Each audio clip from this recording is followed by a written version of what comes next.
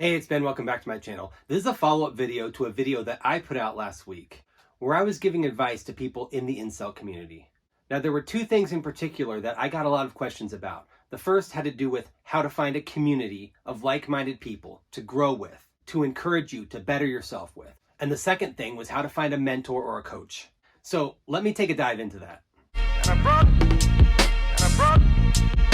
brought you all my dreams 'cause I love you. So if you're looking for community, the first thing that I'm going to say is you should look at a church, but not just any church. You should find a good, healthy church with sound doctrine where people are growing, where the pastor is willing to invest his time as a shepherd into the people of his flock. And how can you find that? Well, you can ask around. You can look, find a church that's growing. Now, if you live in a bigger town, you could look for a bigger church that actually has different cells, because that shows that the church is actually growing in different communities. Now, another thing that you can do to find a community is think of some interests that you have and look for clubs along those interests.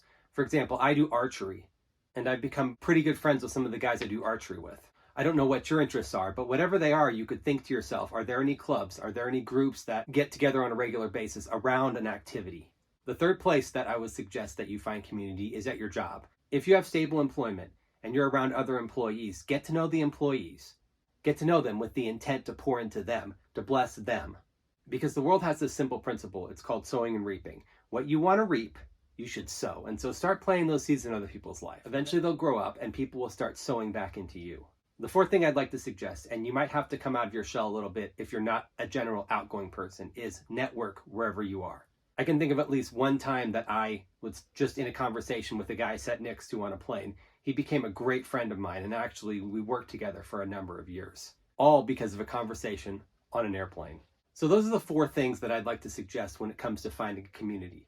Now, how do you find a mentor or a coach? A lot of the ways and places that you'll look are actually very similar to the place that you want to build your community. And so I would say the first is work. At most jobs, the people who are above you, they want to see you grow as a person so that you can be a better employee. And so what that means is as you work, and as you gain skills and abilities, go to the higher ups. Say, hey, I'd like to learn X, Y, or Z. I'd like to do this in the company or that in the company. And they'll see that motivation and naturally want to pour into you. Now, it could reach a point where you could actually go to somebody and ask them, hey, would you mentor me? I have a great friend, and he actually went to somebody who was above him at his job, and he asked if that person could meet with him on a regular basis and mentor him. Generally speaking, the older generation wants to pour into the younger generation. They have a lot of accumulated wisdom and knowledge that they could give you. So work would be the first place that I would look. And the second place I would say is church. So if you found a healthy church, if you're involved in a healthy church, get involved in as many of the groups that you can. If there's a prayer meeting, go to the prayer meeting. If there's a young adults group, go to the young adults group. But don't go in order to see what you can get. Go to give. Because like I said before, the more you sow, the more you will eventually someday reap. When people see you at church a lot, they're going to start to become interested in you, and they're going to start to wonder about you and ask questions. And that could be a great opportunity to find somebody to mentor you, to meet with you on a regular basis. Generally speaking, in a church group, they call it an accountability partner. And that's going to be somebody that helps you follow through on decisions that you've made.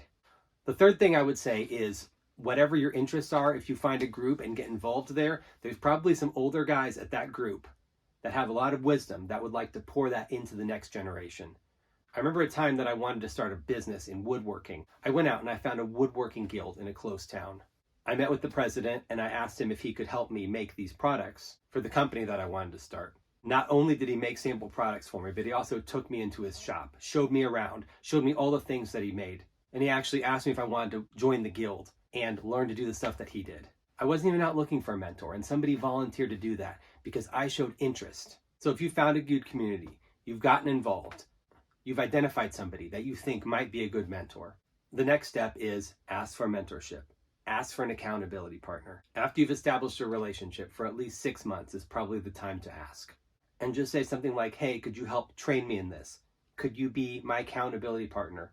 Would you consider? Consider is a great word because nobody's going to say no to considering it. Say to them, I'm really looking for somebody to mentor me in this. I'd be willing to meet monthly. I'd be willing to get together with you on a regular basis. Ask them to think about it and then get back to them. Follow up. Oh, and I'd like to give a quick word on coaching. So if you're going to pay somebody to be a coach, you probably want to look in the Christian coaching area. There's a lot of coaches out there that are more like spiritual coaches, people that follow more like the law of attraction or health and wealth type of stuff. You want to kind of stay away from that. So that's why I say you look for somebody that's a Christian coach. They're going to draw out more principles of the Bible and work on establishing a cornerstone in your life. And don't overpay for that. I think $50 an hour is probably average for a coach. So if you've got questions, please drop them in the comment box below. My channel's not huge, so I'll respond to every single one. Thank you for watching my video. I want to invite you to consider being part of what I'm doing on this YouTube channel. There are 3 ways you can get involved. The first way, subscribe to my channel. The second way, like this video, share it with your friends. The third way, consider being a financial partner with me. On the About page of my YouTube channel, there's a link to my PayPal account. Consider a one-time gift or becoming a monthly supporter. Thanks, and have a wonderful day.